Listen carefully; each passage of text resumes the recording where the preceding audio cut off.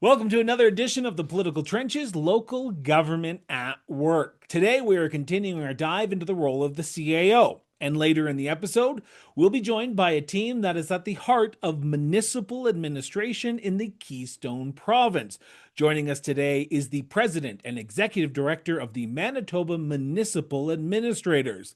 But before that interview, we will be discussing the top news stories from across Canada over the last few weeks, including the city of Winnipeg is standing at a crossroads, staring south across the border and asking a difficult question. What does loyalty to country mean to partnerships when the political and economic winds shift in the country? Then, the city of Prince George has launched a new federal petition calling on Ottawa to take stronger action on public safety and justice systems.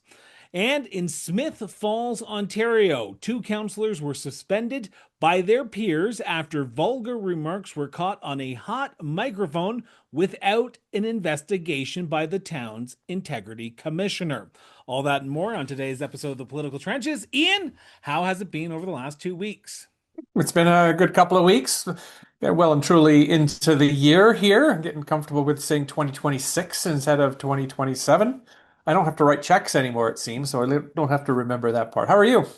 It is one of those weeks that it seems like everything happens in the week that I need to sort of relax. But here we are, and let's dive into our first story, which comes from CBC Ontario. In Smith Falls, Ontario, councillors Jay Brennan and Stephen Robinson were suspended over vulgar remarks caught on a hot microphone without an integrity commissioner's investigation. Legal experts question whether council had the authority to act unilaterally, warning it could be illegal and undermine due process. Ontario municipalities usually rely on integrity commissioners to investigate code of conduct breaches before imposing penalties. The councillors could challenge the decision, and a provincial bill, Bill 9, which aims to standardize codes and clarify disciplinary procedures requiring independent investigations before suspensions or removal.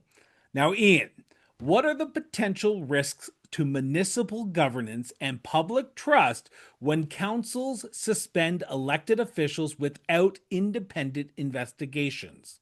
Well, first of all, I just wanted to say that when I did some research on the background of this, the particular story that you're referring to, the CBC one, I thought was really well written and really thoughtful. It was quite an extensive and kind of a deep story for a topic such as this.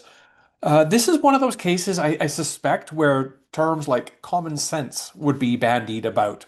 What seems to be so on the surface versus what the municipality did versus what the municipality perhaps should have done. So, I mean, on the surface of this, it seems both obvious and kind of an open and shut case. The problem is that due process wasn't followed, and when that happens, individuals who have run afoul of the rules potentially sometimes get the benefit of the doubt or the legal doubt if this case continues on further.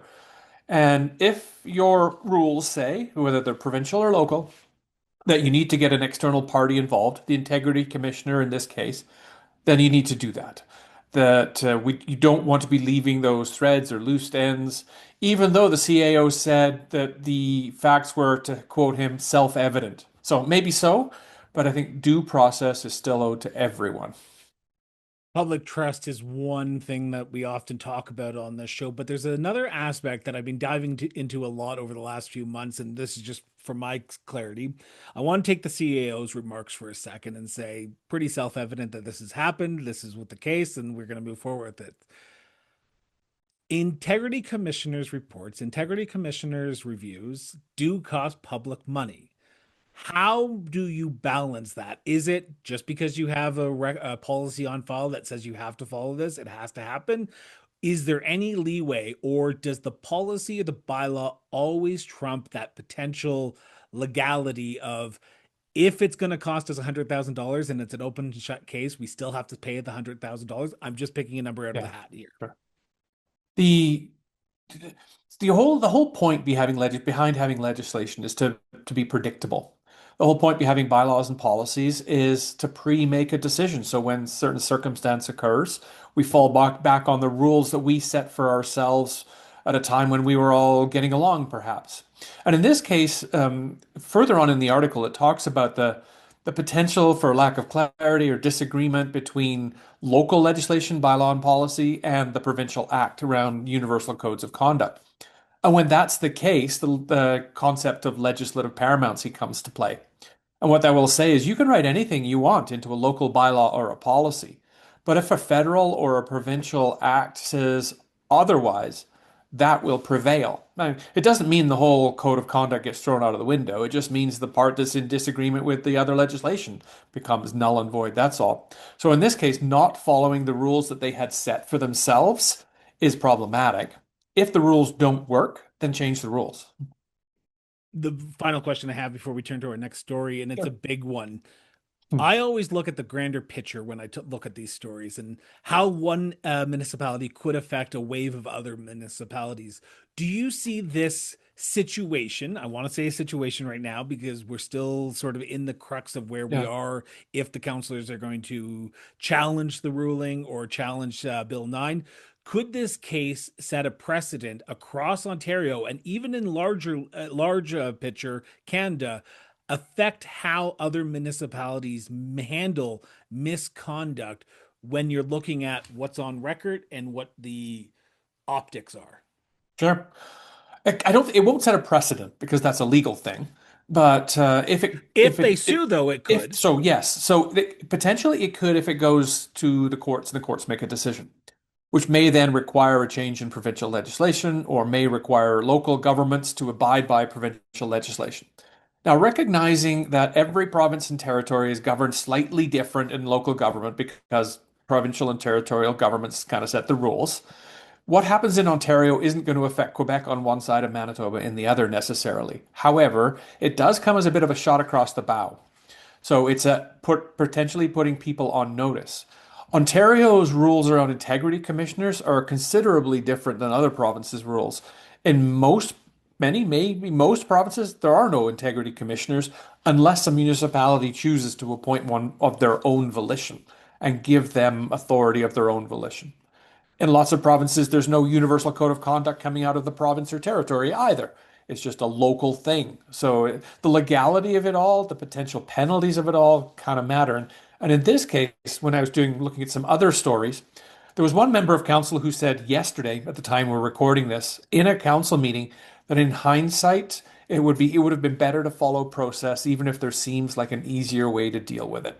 So it seems like council, at least that member of council, has come around and said, you know what, we probably should have followed the process. And with Ontario heading to the polls later on this year, it's There was that. going to be a story that you and I will be watching as this unfolds. I Right. want to, though, turn to our second story, which comes from My Prince George Now. The city of Prince George has launched a federal petition calling on Ottawa to take stronger action on public safety and justice system. The petition urges changes to the criminal code to tighten bail rules for repeat and non-violent offenders, including options like automatic detentions, or tougher release conditions. It also calls for more judges and prosecutors, additional funding for Crown Council, and more resources for correctional facilities and rehabilitation services to reduce court delays and improve capacity. Now, the petition the city has started needs at least 500 signatures within 60 days for the petition to be presented in Parliament. And local officials are encouraging residents and businesses to participate as a way to push the federal government to act on public safety concerns.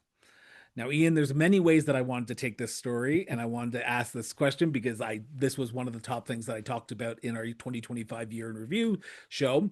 But I want to start with this. While municipalities are waiting for bail reform, criminal code changes, which were presented in fall of 2025, and we're still waiting them to pass, waiting for that to pass and be implemented, what responsibilities do cities, communities, councils have to address public safety through local policies And can local solutions meaningfully reduce crime without federal reforms? Loaded question. Sure. Well, first of all, when I read the actual petition, very little of it seems to be about reducing crime. It seems to be about dealing with once the crime has occurred, we need to do something about it. So, of course, there's 50% of this that's kind of missing. Whatever, right? It's there might be other efforts going the other direction. I had a look at the petition myself too. And you were right, well, obviously you were right, about needing 500 signatures. The petition's been open for a couple of days now, and they've got about 650 already. There's still a couple of months worth of time left. Chances are they've got most of the rabid signers already. So, I mean, good on them. The petition itself, the petitioner is the mayor. So the city has actually done this. And it's interesting to me because I mean, we talked about it in the last story that the provincial government in BC is the one who actually controls for better how local government operates. And we've got now this going up to the federal government as well. They did state in the article, however, that municipal and provincial and federal people have all been involved in this. So it's not necessarily just a group of citizens in this case, or an advocacy group. It's interesting to me that it is actually the city and whether that has a greater impact potentially because of the power, the tools the city has available that maybe local Just people on that, I don't. just want to pick up on that for a second because Sure. this is the biggest thing that I often hear from municipal leaders when I talk to them on the cross-border interviews is more and more councillors, mayors, reeves, directors, whatever you call them in your jurisdiction, there's a higher likelihood of getting a response from your local MP, from a cabinet minister, when you have that mayor title attached to your name or counselor than if you're just the average John on the street. If I was to send a message to my local to the cabinet minister, I'd probably take a few weeks to or a few months or possibly even a half a year to get back.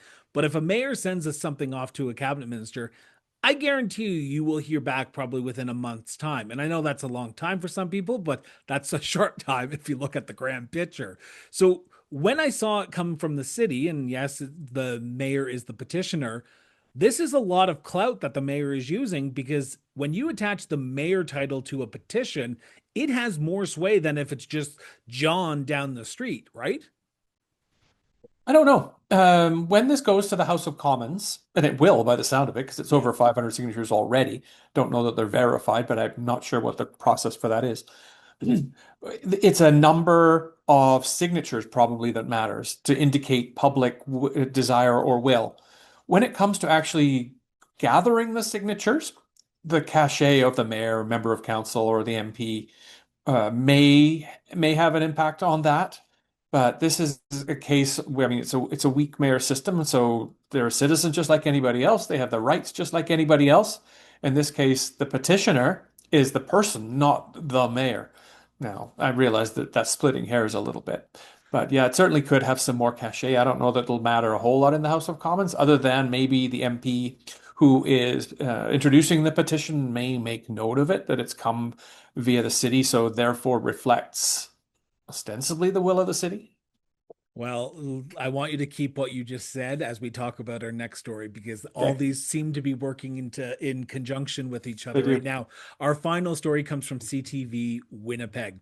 A Winnipeg city councilor has proposed cutting ties with a US based trade organization and ending city funded travel to the United States for certain groups. Councillor Russ Wyatt's motion calls for canceling Winnipeg's $30,000 a year membership in the North American Strategy for Competitiveness and stopping travel expense funding related to the Red River Basin Commission. Now, the proposal argues that continued U.S. engagement is out of step with Canadians who have reduced travel due to political tensions, including U.S. tariffs on Canadian goods and controversial comments. And I can't believe it took us 2 episodes into 2026 to mention this gentleman's name, U.S. President Donald Trump. Now, the motion was set to be debated on the day we are recording this, January 29th, 2026. So this could have been passed. We do not know. So please be aware of that as we talk about this a little bit in depth. Ian, Beyond symbolism, what real economic and diplomatic ways could this motion have for Winnipeg? And do those benefits or potential risks justify cutting ties and funding? Well, this is not a small chunk of change we're talking about either. This is I mean, in the big scheme of a city, it's not much, but $30,000 in terms of a membership fee, and then travel fees, I suspect, for a number of people, which could easily meet or exceed that amount over the course of a year as well. So there is certainly some money involved in this. I agree with you too that this is almost an unintended consequence. At least I hope it's unintended consequence of the U.S. administration's action over the past year. I mean, it certainly seems that way. I highly doubt the U.S. administration gave any thought whatsoever to intermunicipal relations across the Canada-U.S. border. So it's just happening. And if people in Canada are reticent to travel to the United States, me included, why would we bother paying fees to an organization from which you're going to get limited benefit, particularly at the cost? And the limited benefit comes because of the lack of interaction. And that would be virtual as well as in person if we're not paying our membership fees. Okay, so I want to go back to the last story that we just talked about because I think this is the big thing that I want to talk about in this segment. Our cities, our communities are so interconnected with our fellow municipalities down south. We have organizations that have partnerships south of the border. I'm just talking about here in Alberta itself. We have Choose Lethbridge, and we have the Grand Falls Economic Development Alliance that work close together about that interprovincial, interstate corridor between Montana and Alberta about doing trade. We have that exact same situation in Manitoba and Minnesota with their two sort of economic developments. We have the Red River Basin Commission. These entities are something that we need to look at from a municipal standpoint. We can't just say, well, our feelings are hurt, so we have to walk away. At what point in time does this symbolic motion truly, it is a symbolic motion? We're saying just because Manitobans are not going south anymore, we shouldn't go south anymore, hinder the work that needs to be done between organizations that could rely on going down south to work with our partners in the States. And don't get me wrong, I've changed my travel patterns as well. I just don't think this is a good move in the big picture when I'm looking at it going, these organizations need to work together. You can't just cut ties and say, guess what? The river's going to stop running now, everyone. The basin is no longer going to start like at the Minnesota border. We're going to put up a big dam. It's just not going to happen. So how can this work in the long run? Well, first of all, the Red River runs north, so what happens in Minnesota is going to affect Winnipeg. That's why they know when the floods are coming, and why they built the spillway, I suppose.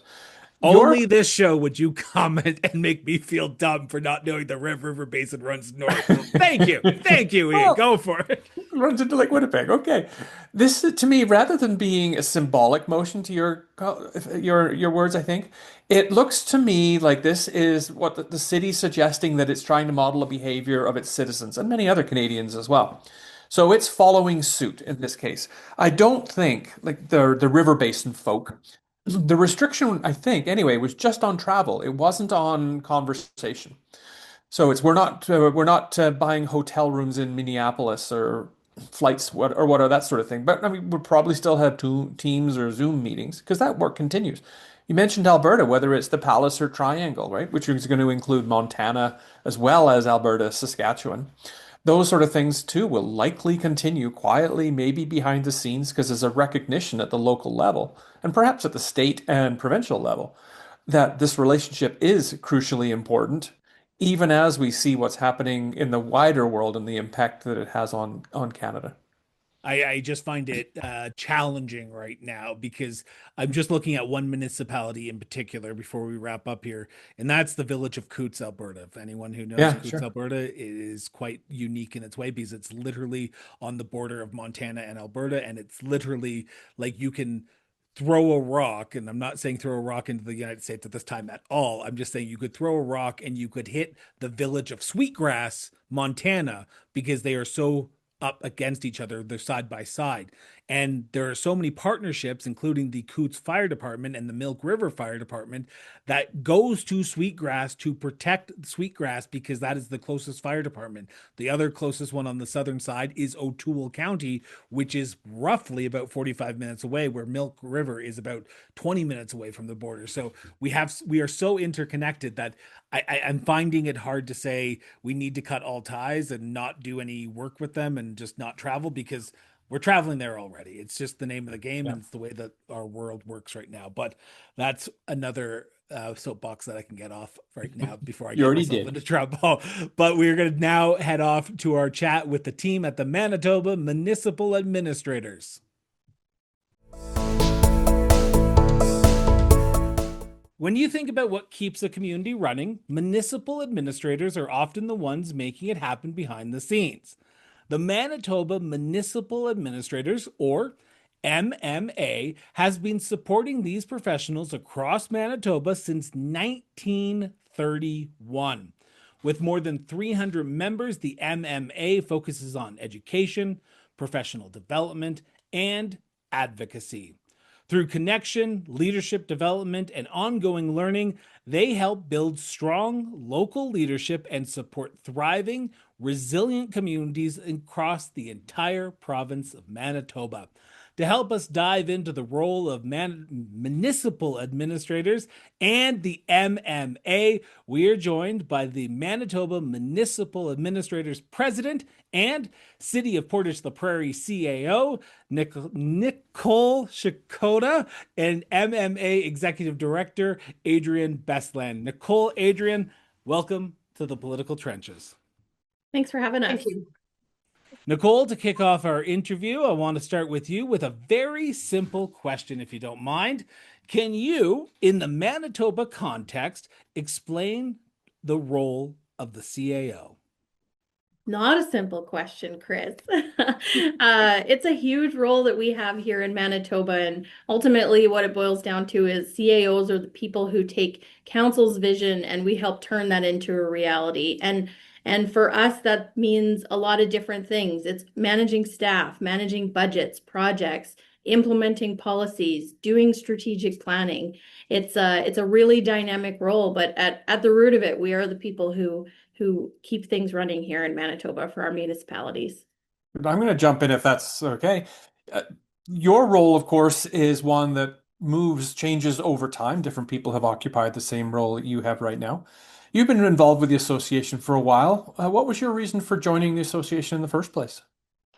Yeah, so it was a few things for me. When I first started in the municipal world, I was very fortunate to have a council who respected what MMA did and saw the value of it. And so first off, they stressed it to me that it was important that I join the association and made it a part of me holding that position. But I also recognized that being a part of the association was a great way to meet other administrators and start building my networks. I realized very quickly that this is a job where having people in your corner and people you can call on is crucial. I'm going to switch, if I may, to get the overall perspective, perhaps from Adreienne, and that is about certification of CAOs. That we see some provinces require certification, some have it but don't require it, and a lot of provinces don't have it at all. What is the certification required, if any, to be a CAO in Manitoba, and is there any kind of expectation for ongoing professional development to keep up those qualifications? Right now, there is no mandatory certification to be a CAO. We do have the Certificate of Manitoba Municipal Administration, which is offered in partnership with the University of Manitoba. We do have representatives sitting on that committee to support ongoing refinement of the program, and it's been a collaboration for over 50 years with the university. We're also working closely with the province of Manitoba to bring forward changes to the Manitoba Municipal Administrators Act, which hasn't been changed since 1997. So our goal is to strengthen the legislation and further enhance the professionalism for the municipal administrators across the province. What's the best thing about being a member of the association? What do you like the most? Yeah, I think for me, it always boils back down to that strong peer network that we have. I mean, we are there to support each other, from practical advice to emotional support when we need it. I mean, these are difficult jobs, they're complex, and it is really nice to know that you have people you can reach out to and you're not alone. Okay, thanks. I'm going to go back to Adreienne for a moment, if I may, and that is just to think a little bit about the relationship that you might have as a Manitoba association with the Canadian Association and with other administrators associations around Canada. How does that, is there a relationship like that? And do you, does it happen or not? Yes, yeah. I mean, as you are aware, municipal administration challenges don't stop at provincial borders. We're all dealing with the same issues and challenges, and collaboration with organizations like CAMA and other municipal associations across Canada gives us the opportunity to collectively strengthen and enhance the profession. This podcast series we're working on at the moment is about CAOs in general, right? Well, municipal leaders really, right across the country. When you and I think, first met was at a CAMA conference last year. Have you seen much difference with, if you're speaking with your colleagues, much difference in the responsibilities of CAO in Manitoba than you might see in other provinces or territories? No, it's a great question. And honestly, there isn't really much of a difference. I mean, we see different legislation and there might be scope of authority differences across the province, but ultimately the role is largely the same and the challenges we face are very similar. And you do see that when we get together at the CAMA conferences, just how much it is the same. Okay. Speaking specifically to Manitoba now, just thinking about when I think of Manitoba, I think of a few larger municipalities and a whole lot of small ones. If that is correct, how much do the two groups have in common, and does the association have to adapt perhaps to the two solitudes or maybe more solitudes? Yeah, I mean, I'm one of those people who's been fortunate enough to have experience in both a very small rural municipality and now a city in Manitoba. And from having both of those positions, I can say that the roles are very much the same still. The challenges are the same. We may vary in the resources that we can bring to the table or in the complexity or the scope of some of our challenges, but at its core, it's very consistent, and MMA has done a great job of making sure that there's training available to meet the needs of anyone, regardless of the size of their community. Within your own municipality, you've been there long enough. You've seen a few different councils, and you've probably dealt with colleagues who've seen different councils as well. How do you challenge your own council or other councils to stay in their own lane? If you think they're straying from their mandate, do you have any advice for other CAOs as they encounter things like that?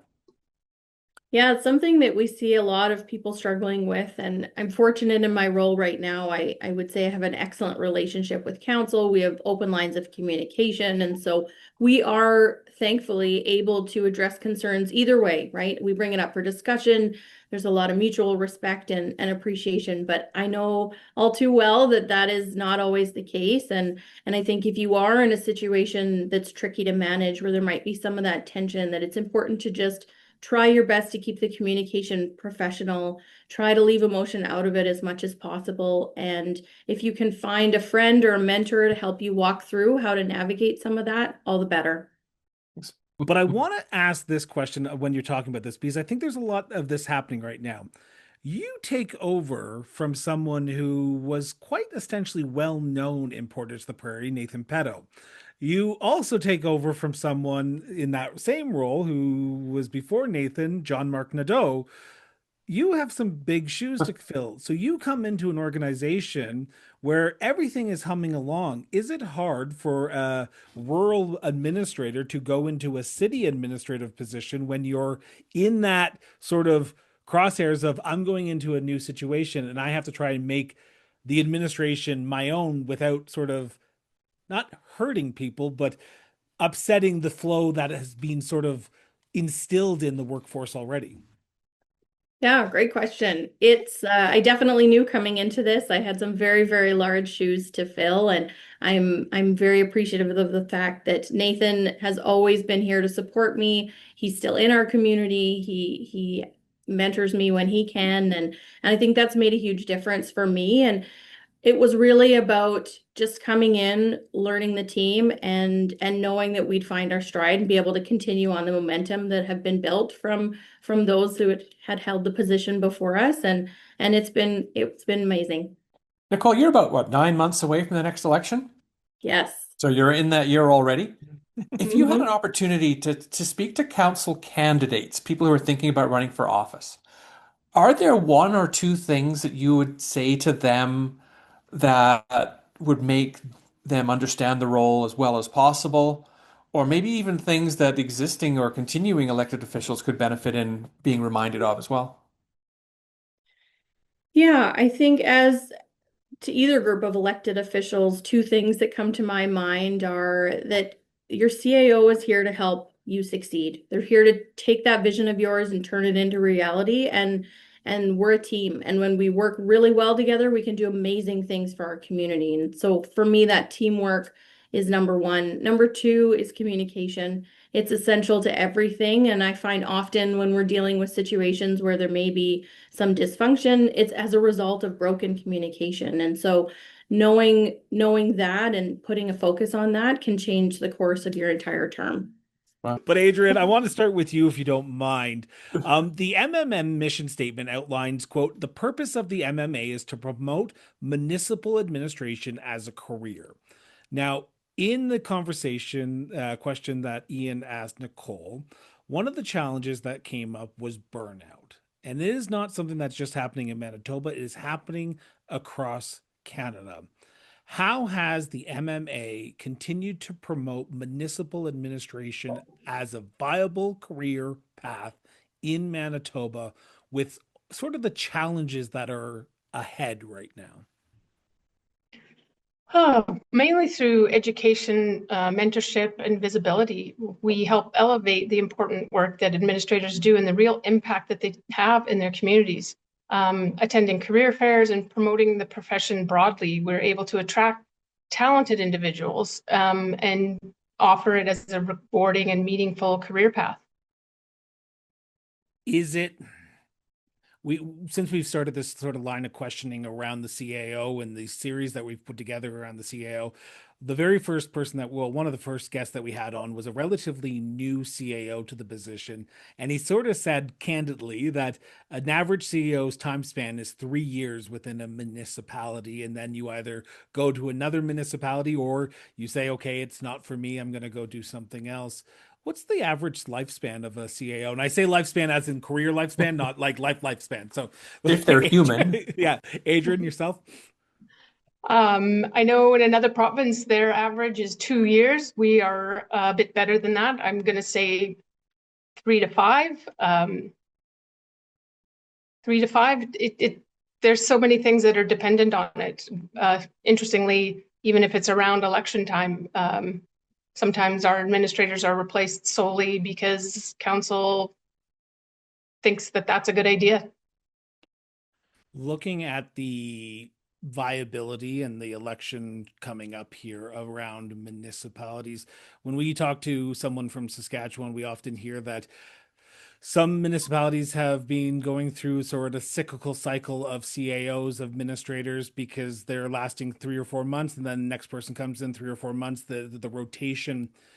What makes a good CAO at the end of the day? And I'm going to ask this to both of you, if you don't mind, because a good CAO means a strong municipal administration, means a strong council, which means a strong community, which means a thriving community.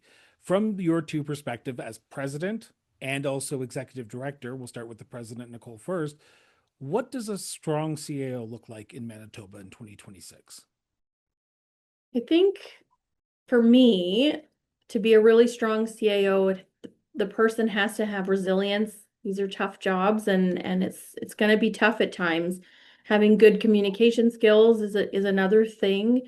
And I feel like that commitment to lifelong learning is essential in order to be able to succeed and really continue on and learn everything that we have to do. In addition to being someone who's able to empathize for those on your team and offer the supports that they need, because really all of us are only as good as we can be because of the team and the people that are around us. We're nothing without those people. So you have to be able to support them. I think for me, the things that I've noticed is for an administrator to be willing to ask difficult questions, not being afraid to reach out and thinking they're in it alone, leaning on their staff and supporting them, and accepting help from others is important as well. But establishing a strong CAO council relationship and being able to manage that is very important in their success. The role of a municipal administrator in a small rural community is, while the same as someone in a larger community, the smaller rural communities, you are a jack of all trades and a master of none. And that means you are doing things off the side of your desks. How does, and I'm going to start with Adreienne on this one and then also get Nicole to chime in here. How does MMA support rural municipal administrators to ensure that they do have the resources so they don't feel like they're just doing everything by themselves and feeling very overwhelmed, because that can lead to burnout at the end of the day? Adreienne? Yeah, agree. Just ongoing professional development and just creating that network of CAOs around you that are in similar experiences and same size municipalities. Just creating that network to be able to lean on them and ask the questions and just even talk and talk through it to get that off their chest and understand they're not alone. I would just add to that I think the other thing that we do really well is we've got a opportunity on our website for people to ask questions and upload resources themselves too. So building on that mentorship capacity, we're allowing people to share those documents. And so that idea of you don't have to reinvent the wheel every time you go to do something is incredibly helpful when you're a rural CAO with limited resources to support you. Mm-hmm. I wanted to just move forward a little bit in time because we are coming up to the spring of 2026, and that means less snow on the ground, which means Chris will be happy, but also means that the MMA is getting ready to hold their spring convention in beautiful Brandon, Manitoba this year, which the last time I think it was there, I was a virtual guest host of a roundtable discussion. We will talk about that a little bit later, but Adreienne, for yourself, what attendees expect from this year's event, and are we looking forward to it, to gather in Brandon? We are looking forward to it. Anytime we get to be with our members and allow them the space to connect is really important. So we're still working on some details, but right now we're focusing on strategies for effective communication, understanding public expectations, and implementing a strategic plan. Is that what you're hearing from members right now as the big priorities heading into this year, this critical year for municipalities around strategic planning, sort of what's going to happen after this election? And are you anticipating that this year's event, I know you're still working on the details, so I'm going to ask you the sort of the concrete question right now, but what can municipal administrators in Manitoba expect to take away from this year's? Because we talk about connections, we talk about that connection that you need with your fellow administrators. Is there a concrete takeaway that you hope people take away from this year's event? Yeah, we're hoping that they just become more confident in their roles with the election coming up. And from what we've been hearing, a lot of possibility of councils changing significantly. So as far as like the strategic planning, being able to implement what councils previous to what they've had is understanding, and it still rolls forward. It doesn't come to a stop. Final question, and I'd like both of you to answer this if possible, because I want to leave on a positive note. Are you optimistic about the future of Manitoba municipal administrators as we head into this, using Nicole's words, challenging year that is coming? Adreienne, we'll start with you.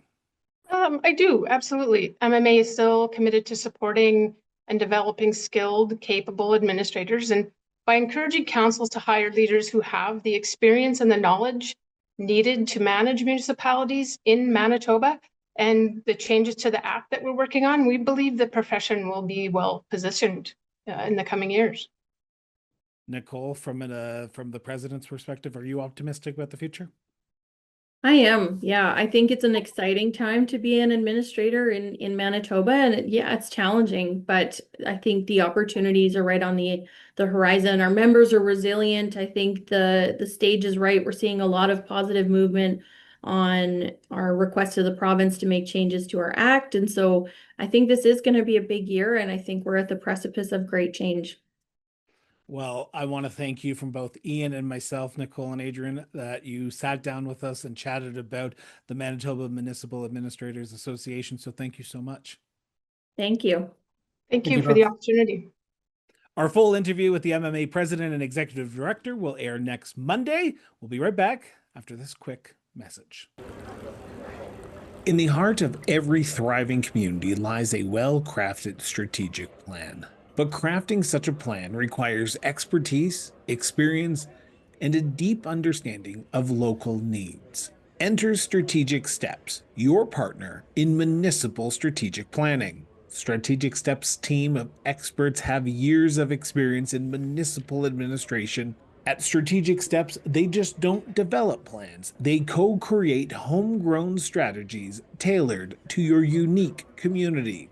They listen, they collaborate, they empower your community to thrive. Contact Strategic Steps today and take the first step towards a brighter future for your municipality.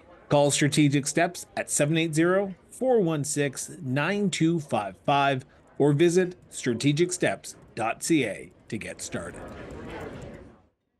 Ian, another great episode, another great interview with the team at the Manitoba Municipal Administrators. Now, there's a lot of things that are going on over the next few months, but what is Strategic Steps doing over the next few months to sort of prepare 2026 in the realm of municipalities? Well, the first big thing that's coming up for us anyway, we've already started a lot of strategic planning, but provincially we have the election coming up in New Brunswick. So there's some preparation for that around candidate work, and then we've already signed up to do some orientations for councils as well, and we'll probably follow that with some other things too. But then we've got everybody else almost, it seems, going to polls as well. So we're looking at orientations in places like BC too. Other than that, I'm going up to Yellowknife in February to be part of the Mayors and Chiefs Boot Camp that's been put on by the Association of Municipalities up there. Never been to that boot camp. I'm quite looking forward to it. Are we going to be in Yellowknife for the NWTCA's 60th anniversary at the exact same time, Ian? I'm also going to be there as well, covering the convention from the sidelines. So this is going to be a fun experiment. Maybe we'll do an interview or two while we're up there, and we'll do a live Yellowknife edition of the political trenches in the winterest of trenches. Yes, that's But right.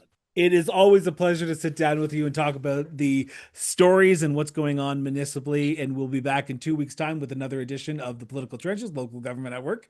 See you then, Ian. See you then, Chris.